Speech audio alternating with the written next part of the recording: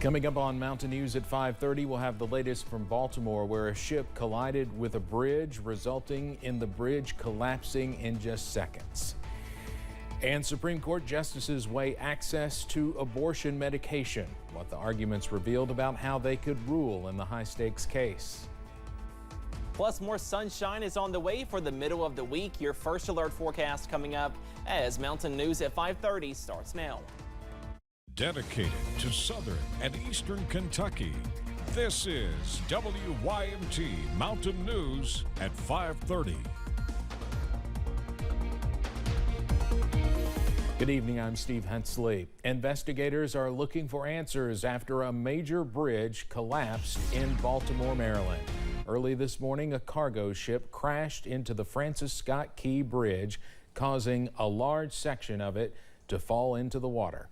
Now, this is an animation of the bridge before it collapsed via Google Earth.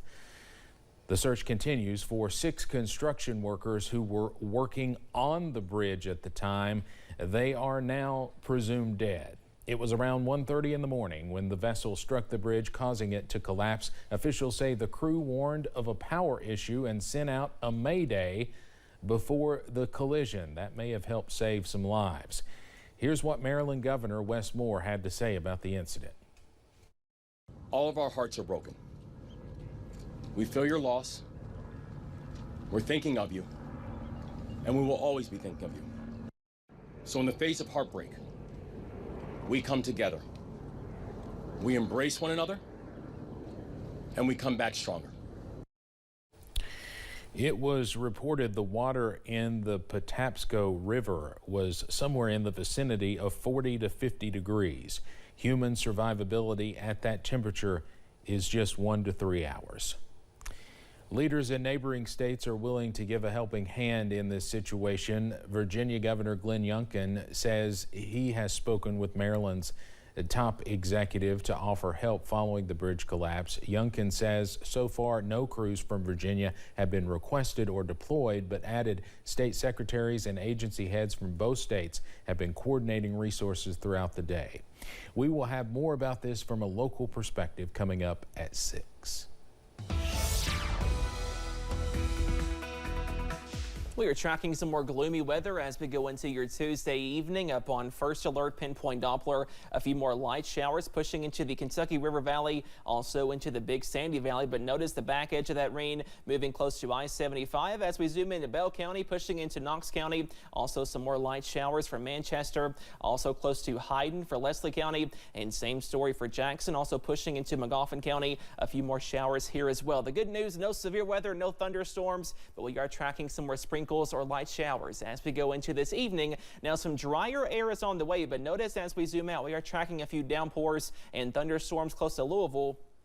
This is our cold front, and that could spark possibly a couple of more sprinkles as we go into this evening. But once this system passes, some drier and some cooler air is set to return as we go into tonight.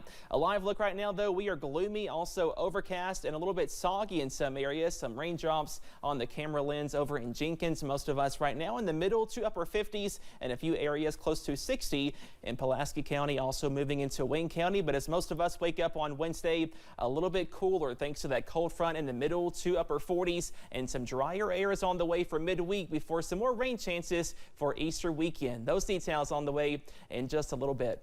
Steve? Cameron, thank you. The Supreme Court heard arguments in a new abortion case that could decide if access to the so-called abortion pill should be limited. A group of doctors opposed to abortion sued after the FDA eased restrictions on the pill, mifepristone, making it more readily accessible. CBS's Natalie Brand has more on this from the Supreme Court. Hundreds demonstrated outside the U.S. Supreme Court during arguments on access to the abortion drug mifepristone. We thought it was really important to support women and their right to obtain abortion safely. The number one premise for me is that chemicals should never be used to take innocent life. In 2016, the FDA extended the window women can take mifepristone from 7 to 10 weeks. And during the pandemic, it said an in-person doctor's visit was not needed, allowing mail-order pharmacies to ship the drug nationwide.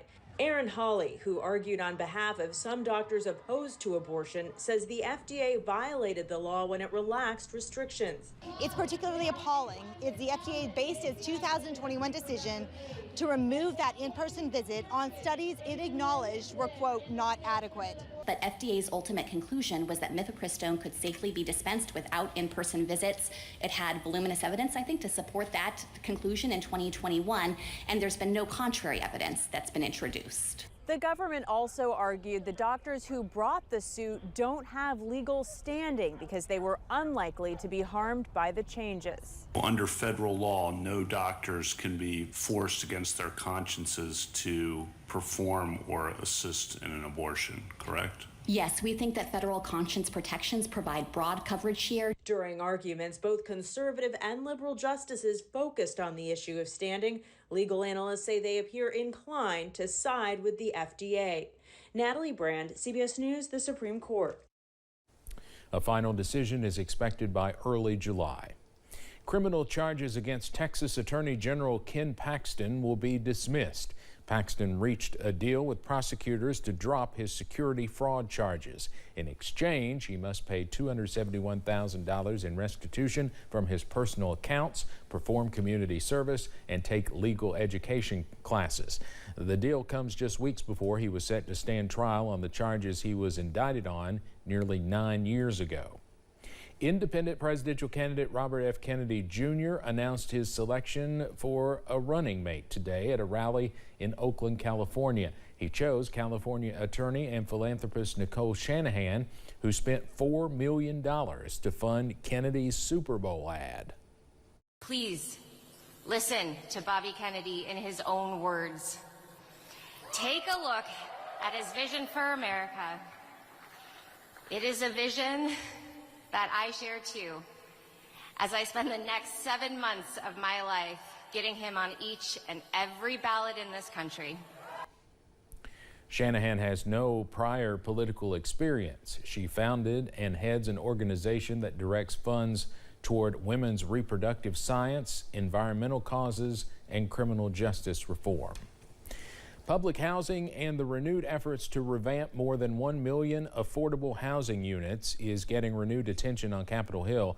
Millions of Americans say public housing units are not providing a safe environment for their families.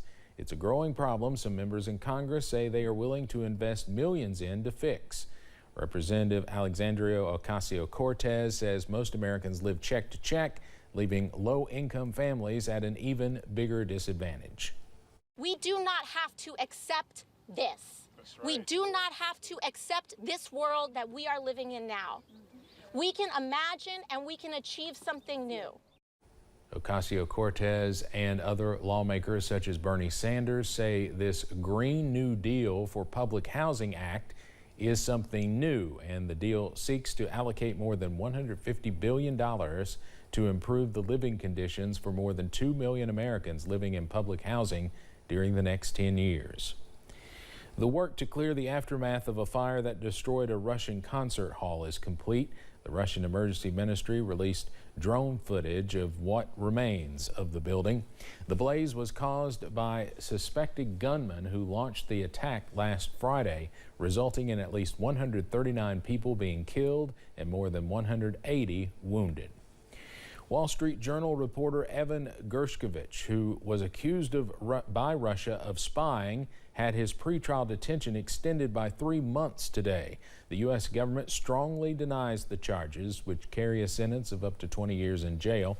Today's hearing was closed to the media, but Moscow court service published photographs and a brief video showing Gershkovich standing in a glass box in the courtroom.